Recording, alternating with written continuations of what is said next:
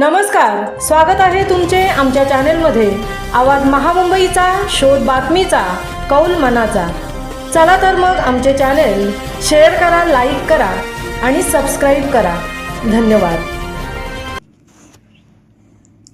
Revas Ro-Ro jetty घोटाळाच 13 कोटी पाण्यात आता 37 कोटींचा नवा डंख। शासन सागरी मंडळाच्या निष्काळजीपणाची किंमत जनतेनेच मोजायची।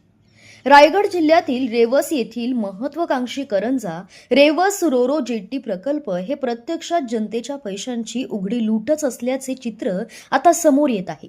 तब्बल 13.17 कोटी रुपये खर्च करूनही जेट्टीचे काम अर्ध्यावरच अडकलं आहे। ठेकेदाराचा मक्ता रद्द करावा लागला आणि आता त्याच प्रकल्पासाठी 37.4 कोटी रुपयांचा नवा प्रस्ताव शासनाकडे धाडण्यात आलाय। आधीचे 13 कोटी पाण्यात घालून आणखी 37 कोटींची मागणी। हा प्रकल्प नेमका काय आहे आणि हा प्रकार तरी नेमका काय आहे?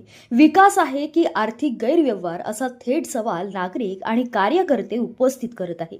अलिबागचे सामाजिक कार्यकर्ते संजय सावंत यांनी आरटीआय आणि सातत्याने पत्र व्यवहार करून हा मुद्दा बाहेर काढला। त्यांच्या पाठपुराव्याला उत्तर म्हणून महाराष्ट्र सागरी मंडळाच्या कार्यकारी अभियंत्यांनी 3 डिसेंबर 2025 रोजी पाठवलेल्या पत्रातून अनेक धक्कादायक बाबी उघड झाल्या आहेत।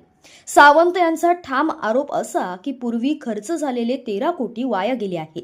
हा पैसा जबाबदार ठेकेदार आणि अधिकाऱ्यांकडून वसूल केला आहे। पण महाराष्ट्र सागरी मंडळ आणि शासन दोघेही या मुद्द्यावर जाणीवपूर्वक मौन बाळगत आहे। 25 कोटींचा प्रकल्प थेट 37 कोटींवर। जनतेच्या डोक्यावर हिशोबाचा घाव सागरमाला योजनेत 2018 ते 19 मध्ये रेवस रोरो जेट्टीचा समावेश। 23 जानेवारी 2019 रोजी प्रकल्पाला 25.7 कोटी रुपयांची प्रशासकीय मान्यता, केंद्र हिस्सा 1.74 कोटी व राज्य हिस्सा 12.53 कोटी असा 22.27 कोटींचा प्रत्यक्ष निधी आतापर्यंत 13.17 कोटी रुपये खर्च, काम अपूर्ण।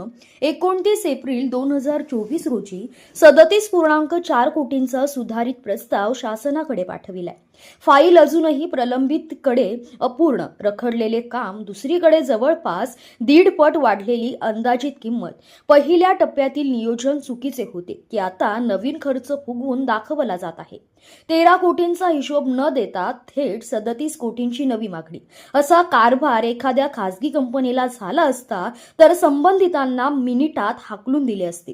पण येथे प्रश्न सरकारी कोट्यावधींचा असल्याने सर्वच जण गप्प आहेत असा लोकांचा आरोप आहे। ठेकेदार निष्कृष्ट, मक्ता रद्द, मग 13 कोटींचा हिशोब कोण देणार?